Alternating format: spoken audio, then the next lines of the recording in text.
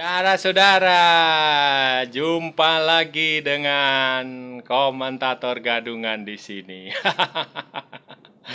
Dengan komentator yang gadungan. Hari ini, seperti biasa kalau kita sudah berjumpa, kita akan membahas sejumlah tema, sejumlah topik, sejumlah permasalahan yang layak kita bicarakan. Khususnya seputar olahraga, seputar sepak bola dari seluruh dunia, dari Indonesia, dari Malaysia, dari Singapura, dari Thailand, dari Asia Tenggara, dari mana-mana lah kita bicarakan. Dan hari ini kita akan bicara soal pemain dan pelatih Indonesia yang bekerja di Malaysia, serta pelatih dan pemain Malaysia yang bekerja di Indonesia. Nah, itu ada saudara-saudara. ada banyak, ya nggak banyak sih, ya beberapa lah. Tapi itu ada. Nah, itu nanti akan kita bahas karena itu adalah menarik saudara-saudara. Itu menunjukkan bahwa Malaysia dan Indonesia itu bisa bekerja sama di sepak bola. Bukan hanya ribut di lapangan, bukan hanya ribut di stadion, bukan hanya netizennya ribut di sosial media. Itu faktanya seperti itu. Nah, kita akan bahas untuk edisi kali ini. Nah, begini saudara, baru saja ini kemarin atau kemarinnya ya. Jadi Jordi Alba ini kembali merumput di Johor. Ini di Piala Malaysia kalau nggak salah ya. Piala Malaysia atau Piala FA. Ya gitulah pokoknya dia tanding lawan apalah. PJ atau lawan apa gitu atau lawan KL gitu.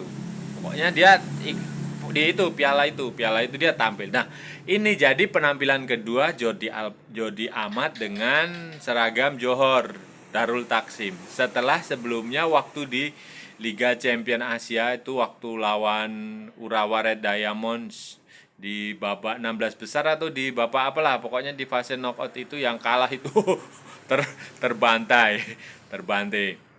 Nah, Jordi Amat ini adalah pemain naturalisasi Indonesia. Nenek moyang dia dari kepulauan di Sulawesi Utara sana, di kepulauan apa gitu, Sulu atau di Saul apa apalah, pokoknya di sana pokoknya di sanalah di Sulawesi Utara sana, di Manado sana. Nah, proses naturalisasi Jordi Amat ini sudah selesai, tinggal tanda tangan tanda tangan SK, surat keputusan dari Presiden Jokowi, dan setelah itu nanti Jordi Amat ini akan disumpah sebagai warga negara Indonesia dan mendapatkan paspor Indonesia. Nah, setelah itu dia baru bebas main di Johor kan dia statusnya di Johor sebagai pemain Asia kan, pemain kota dia adalah kota Asia. Jadi sebelum paspor Indonesianya itu diterima, dia nggak bisa main di Liga Malaysia ya, Liga Super. Kebetulan kan Liga Supernya udah selesai. Nah, terus dia hanya bisa main di kompetisi di luar Liga Malaysia itu, Liga Super, kayak di Liga Champion Asia dan Piala FA. Nah, Jordi Amat ini adalah pemain kedua Indonesia musim ini kalau nggak salah ya. Ada lagi satunya Sadil. Sadil si goyang pecel lele. Sadil main di Sabah, di Kalimantan Utara, di Sabah, di Pulau Kalimantan itu di utara. Dia main, hasilnya juga bagus saudara. Sabah dan Sadil itu sempat, kalau nggak salah tuh sempat kejar-kejaran dengan Johor di papan atas, tapi kan kemudian ya pengalaman dan mental dan materi pemain yang menjadi penentu. Ibarat kata ya, Johor tuh udah kayak Bayern Munchen lah kalau di di Jerman itu. Udah klub lain nggak bakal bisa nyaingin kalau masih aja di situ. Harusnya klub lain pindah atau Johor suruh pindah ke cari liga lain yang lebih berkualitas gitu, yang lebih kompetitif. Jadi jangan dominan terus. Nah, Itu Sadil main di situ sudah berapa ya? Tahun ini. Sebelumnya dia juga main di Sabah kayaknya ya. Waktu itu sebelum di Sabah dia pernah main juga di mana ya? Di klub Malaysia lain. Di Terengganu kalau nggak salah ya. Terengganu apa Negeri Sembilan? Bukan, bukan, bukan, bukan. Di Sri Pahang, Sri Pahang, betul, betul. Sri Pahang terus musim ini main di Sabah. Sabah yang dilatih itu pelatih timnas Malaysia yang ngalahin Indonesia waktu SEA Games itu. Game 2011. Terus ada beberapa pemain yang di situ si Badrul sama si kipernya itu siapa itu ya yang itulah yang dulu 2011 sama 2010 itu. Nah, itu. Terus nah itu dia main di situ Sadil. Awal musim itu sebenarnya sempat sempat ada rumor dia mau main dibawa ke Serbia kan, tapi nggak jadi karena ya dia kontraknya kan sampai akhir tahun ini. Dan ini rumornya Sadil bakal ada beberapa klub dari Eropa yang mau memboyong dia kan.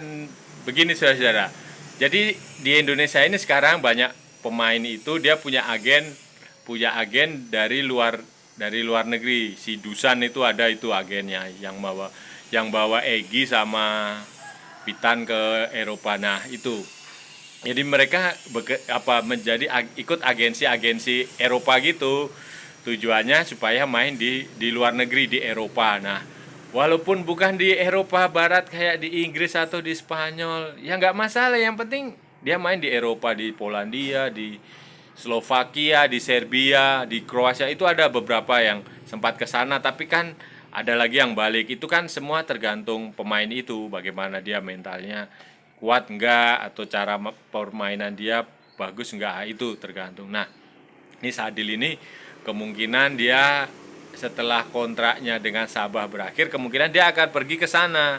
Entahlah apakah di Eropa Timur atau di Eropa Barat, karena ada juga rumornya di Austria.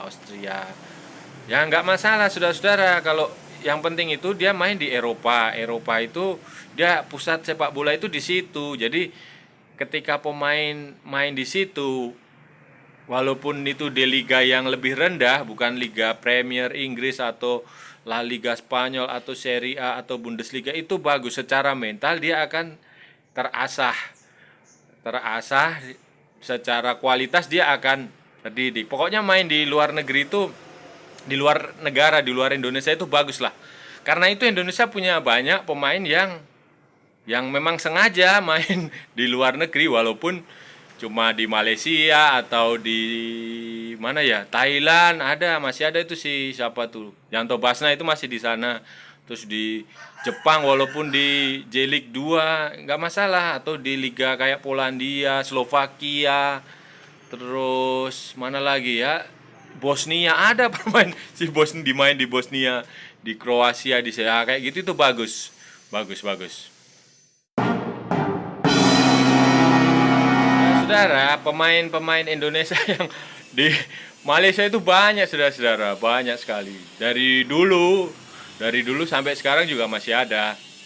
Eh, Kalau saudara-saudara ingat, kalau eh, saudara-saudara kawan-kawan di Malaysia tahu, ada tahun mulainya itu kalau nggak salah tahun 80-an. 1980-an itu, tahun 86 itu ada Risto Moyo Kasim. Nah, beliau itu main di Selangor. Nah, Selangor. Selangor terus ada lagi pindah ke mana, beberapa klub termasuk ke itu ATM, Angkatan Tentara Malaysia ya, Armed Forces itulah. Itu tahun sampai dia kalau nggak salah sampai tahun 89 atau tahun 90. Itu Risto Moyo Kasim. Nah, setelah itu pemain Indonesia kedua yang main di Malaysia itu itu legenda, legend, Persib legend, Robbie Darwish. Dia main di Kelantan. Kelantan FA. Lalu ada Rahmat Darmawan tahun 90-an awal, 92 apa 91 apa 93 lah. Pas 94 pokoknya tahun-tahun itu dia main di tentara itu, Armed Forces. Armed Forces apa ya? Apa ATM ya? Nah, itulah. Harvard versus Malaysia itu. Nggak tahu masih ada apa nggak klubnya sekarang. Nah, itu dia di situ. Nah, setelah itu banyak sekali pemain Indonesia main di situ. Kalau sudah ingat, ada kayak Bambang Pamungkas, Eli Boy di mana? Di Selangor, legend juga mereka di sana. Terus ada Eri Irianto almarhum juga main di Malaysia. Terus Kurniawan sendiri juga main di Malaysia. Terus banyak ada Hamka Hamzah, macam-macam lah yang generasi-generasi terkini itu ya kayak si Andik Firmansyah yang di mana di Kedah sama di Selangor kalau nggak salah tuh. Terus ada Evan Dimas, ada Ilham Udin, banyak lah, ada David Lali, ada Patrick Wanggai juga pernah main di Malaysia. Terus Abimanyu Syahrian apa Syahrian? Ya itulah si Abi itu, Abimanyu. Terus banyak lah, itu banyak sekali Indonesia pemain. Ryuji Utomo. Terus itu si Dadu tuh siapa? Dedi Kusnandar itu juga pernah main di situ. Terus siapa lagi? Ahmad Juprianto itu juga main. Banyak. Kalau nggak salah itu ada 20-an 23 atau 24 atau 20 an lah, 20 sekitar segitu. Nah, itu udah sejak lama. Nah, pertanyaannya kenapa saudara-saudara pemain Indonesia banyak di Malaysia? Paling banyak itu di Malaysia. Paling banyak di Malaysia. Walaupun ada di tempat lain kayak di Thailand juga ada, di Jepang juga ada. Jepang itu dulu Ricky Yakobi itu pelopor main di Matsushita itu dulu, sekarang namanya Urawa Red Diamond. Itu dulu Robi Darwi siapa itu Ricky Yakobi almarhum main. Terus banyak lah di Prancis tuh juga ada tuh si Rocky Putira itu dulu sempat mau main di Auxerre, klubnya Giro. Itu tapi sempat trial di situ tapi nggak jadi, terus balik lagi ke Indonesia. Di Hong Kong itu kemudian si Rocky Putra itu jadi legend tuh di Hong Kong tuh. Waktu itu dia main di Kitchen atau mana itu, atau Instant Dik itu, lawan tanding pramusimnya AC Milan, dia ngegolin di situ. Nah, itu banyak saudara. Pertanyaannya kenapa saudara-saudara? Ya, kenapa banyak pemain Indonesia main di luar negeri? Ya selain tadi itu yang saya bilang, mereka mencari pengalaman. Mereka ya di Indonesia biasa hidup susah, mereka mencari tantangan lah, nggak masalah hidup susah di luar negeri. Mereka keluar dari zona nyaman, itu yang pertama. Yang kedua, gaji. Gaji, ya jujur aja, gaji di Malaysia emang lebih besar daripada di Liga Indonesia waktu itu. Ya kalau di Indonesia mereka dapat sekitar 100 juta, ya di Malaysia bisa 2 kali atau 3 kali lipat gitu sebulannya. Jadi ya itu normal lah, itu di mana-mana profesional itu kayak gitu. Pemain-pemain di Brasil juga main di Eropa ya karena mayoritas gaji gitu. Itu yang faktor utama. Kemudian apakah itu membuktikan liga di Malaysia atau di mana itu yang lebih bagus? Ya belum tentu saudara-saudara. Kualitas liga itu ditentukan oleh banyak faktor gitu loh. Pemain Inggris main di mana? Di Italia juga ada kan. Apakah Liga Italia lebih bagus dari Liga Inggris? Belum tentu juga gitu loh. Ada banyak faktor untuk mengukur apakah liga itu bagus atau tidak. Nah, Liga Malaysia itu kalau kita bicara soal Liga Champion Asia maupun klub-klub format sekarang Liga Champion Asia maupun klub Champion Asian Club Championship. Klub Malaysia itu baru 2 klub yang main di Liga Champion Asia. Johor yang terkini, dan itu belum lama sih Johor itu.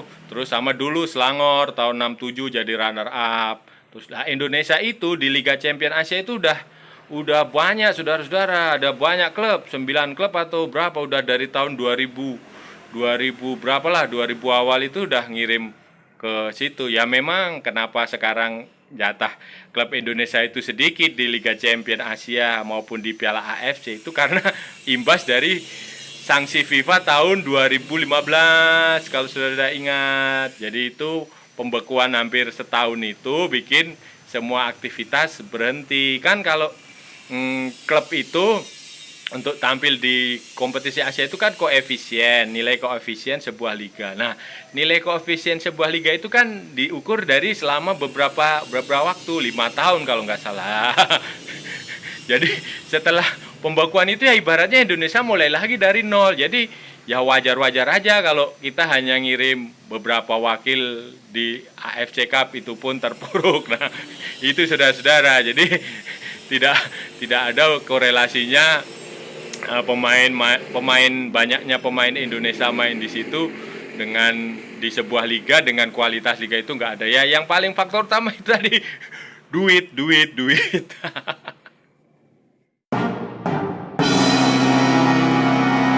Pemain saudara-saudara, kalau kawan-kawan di Malaysia mau tahu, saudara-saudara semua, beberapa pelatih Indonesia juga sempat main di Malaysia, melatih di Malaysia. Contohnya Rahmat Darmawan. Rahmat Darmawan itu dia melatih di Terengganu, T-Team. Nah itu Terengganu itu dia melatih di situ. Dia bawa beberapa pemain dari Indonesia, termasuk si Makan Konate itu. Nah itu dia, Beto Gonçalves kayaknya juga pernah dibawa ke situ. Terus ya itu pembawaan Rahmat Darmawan. Terus ada lagi Kurniawan. Nah, Kurniawan kan dia pengalaman di Malaysia, karena kalau nggak salah tuh dia tinggal di Malaysia, istrinya orang Malaysia kan. Terus dia ngelatih di Sabah, di klubnya Sadil. Dia melatih di Sabah, dia bawa asisten fisik juga orang Indonesia. Sekarang Kurniawan dia ada di Como di Italia, di Serie B, Como Calcio. Itu klubnya milik Grup Jarum dari Indonesia. Klubnya itu baru promosi dari Serie C, klub Serie B sekarang kasta kedua yang diperkuat itu Cesc Fabregas kan sekarang main di situ. Nah, Kurniawan di situ sebagai salah satu staf pelatih, entah di tim utamanya atau di tim Primavera, tapi dia di situ kerja di situ. Nah, itu Kurniawan. Terus ada lagi yang Big Man tuh Jackson Thiago. Jackson Thiago ini orang Brazil, tapi dia sudah kayak orang Indonesia karena dia udah tinggal di Indonesia udah sejak tahun 94 apa 95 apa 93, sejak Liga Indonesia pertama kali digulirkan, era Liga Indonesia ya, tuh Jackson Thiago. Dan kayaknya dia udah kayak orang Indonesia. Dia kayaknya nggak tahu ya apa dia punya paspor Indonesia apa enggak, karena istrinya kan orang Indonesia, anaknya juga si Hugo itu juga main di Indonesia, masih junior, kemungkinan juga main di timnas ya, kayak si itu Roberto Cuateh itu yang bapaknya Ronaldo Cuateh. Nah itu terus waktu itu dia ngelatih di Pineng. Nah itu Jackson ya, walaupun dia orang Brazil dia udah kayak Indonesia. Waktu jadi caretaker pelatih timnas Indonesia kan dia nyanyi lagu Indonesia Raya waktu pertandingan tuh. Ya itulah, bisa dibilang orang Brazil, bisa dibilang orang, tapi lebih orang Indonesia. Terus bagi Saka. Nah sama seperti pemain, alasan mereka itu waktu itu karena ada kevakuman kompetisi itu, kalau nggak salah tuh si Jackson sama si Rahmat Darmawan pindah ke Malaysia karena Liga Indonesia mau di-ban ya, dan akhirnya di-ban beneran kan sampai pada. Selain itu juga alasan utamanya apa? Duit, saudara-saudara, gajinya lebih besar. Seperti yang saya bilang, duit, dan itu normal lah di mana-mana seluruh dunia. Bayarannya lebih besar. Ya nggak tahu kenapa mereka bisa membayar lebih besar, apa karena klubnya lebih sedikit atau gimana, saya nggak tahu, tapi ya itulah, itu faktor utamanya uang. Jadi tidak ada hubungannya dengan kualitas liga sebuah negara, itu enggak lah. enggak ya, itu uang lah, faktor utama uang. Dan tentu saja kurikulum vitae, mereka cari pengalaman, cari tantangan baru di tempat lain, keluar dari zona nyaman, intinya begitu. Saudara-saudara, bagaimana dengan pemain atau pelatih Malaysia di Liga Indonesia? Nah, ini sangat sedikit, saudara-saudara. Kalau seingat saya, orang Malaysia yang kerja di sepak bola itu hanya ada 3 pemainnya. Itu yang pertama itu Safi Sali. Kalau saudara-saudara ingat, itu satu-satunya dan pemain Malaysia pertama yang main di Liga Indonesia. Waktu itu dia main di Pelita Jaya Purwakarta atau Karawang ya, pokoknya itu waktu Pelita Jaya. Soal Pelita Jaya itu klub aneh, itu pindah-pindah itu. Nah, tahun 2000, kalau nggak salah 2011 atau 2012 atau 2000, pokoknya setelah Piala AFF 2010 yang heboh itu. Yang heboh itu dulu, itu Sapi Sali dia main di Pelita Jaya, hasilnya biasa-biasa aja sih, ngegolin banyak, tapi ya Pelita Jaya kan gitu, klubnya klub mediocre. Nah, waktu itu Sapi Sali alasannya dia ingin keluar dari zona nyaman aja, dia main di Indonesia ingin keluar dari zona nyaman, ingin cari tantangan. Terus dia bilang ya atmosfernya bagus, ya udah dia main di Indonesia. Dan ternyata habis itu dia kemudian pindah ke Arema. Waktu itu kan Arema merger tuh, Pelita itu rombongan pindah ke Arema. Nah, dia terus pindah, tapi nggak lama, cuma berapa minggu atau berapa hari itu, terus dia balik ke Malaysia. Waktu itu karena ya tahu sendirilah supporter Indonesia kalau lihat pemain Malaysia kayak gimana. Kayaknya dia terintimidasi atau apa, terus pergi. Terus selain pemain ada lagi pelatih yang nggak tahu ya teman-teman di Malaysia, kawan-kawan di Malaysia tahu nggak, ada pelatih namanya Irfan Bachti bin Abu Salim. Nah, itu dulu dia melatih di Persipura tahun berapa ya, tahun 2007 atau 2006 atau 2008. Itu dulu beliau pelatih dari Melaka atau dari mana lah, atau dari Selangor, saya lupa. Tapi dia melatih di Persipura. Nah, dia membawa asistennya Raja Isa. Kemudian kalau nggak salah itu Irfan Bachti itu hanya semusim, terus dia kembali ke Malaysia untuk melatih Perlis atau mana gitu, atau Perak atau Perlis kayaknya. Nah, waktu dia kembali ke Malaysia itu Raja Isa ditinggal di sini, dan Raja Isa yang menangani Persipura. Nah, setelah itu Raja Isa ini bertahan lama, saudara-saudara, di Indonesia. Beliau itu melatih di banyak klub di Indonesia. Ini salut sama Pak Raja Isa. Dia udah kayak orang Indonesia jadinya. Jadi ngomongnya juga udah bukan lagi logat Melayu itu, tapi udah logat Indonesia. Kayaknya udah bisa bahasa Jawa juga itu Bapak Raja Isa. Terus ya dia melatih di banyak klub, ada di PSM. Terus Persijap itu yang paling agak lumayan tengah. Terus ada di PSMS Medan, ada di mana? Pekanbaru, PSPS Pekanbaru. Terus ada di mana-mana lah, banyak. Raja Ampat, Persiram Raja Ampat.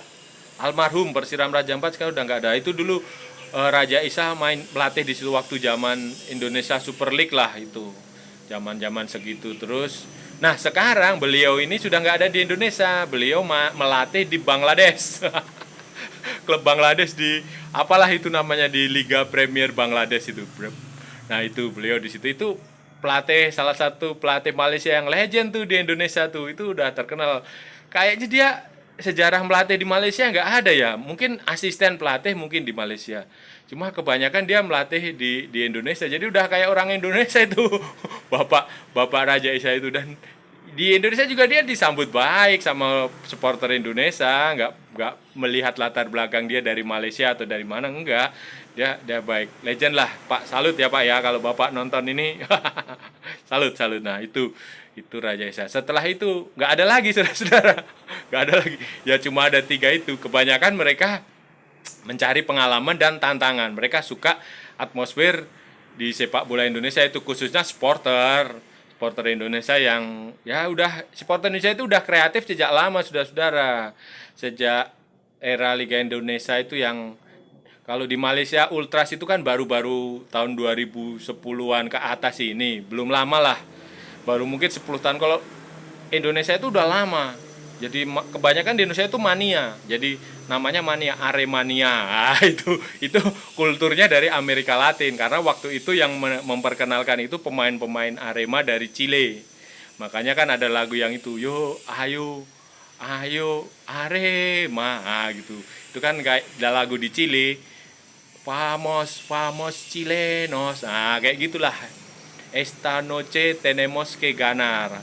Hari ini kita harus menang. Nah, kayak gitu. Itu udah lama. Jadi alasan utama mereka main di kerja di Indonesia itu ya begitu, atmosfernya bagus walaupun secara bayaran lebih bagus di Malaysia, saudara-saudara. Tapi ya itu pengalaman dan atmosfer itu yang mereka cari pada waktu itu ya, pada waktu itu.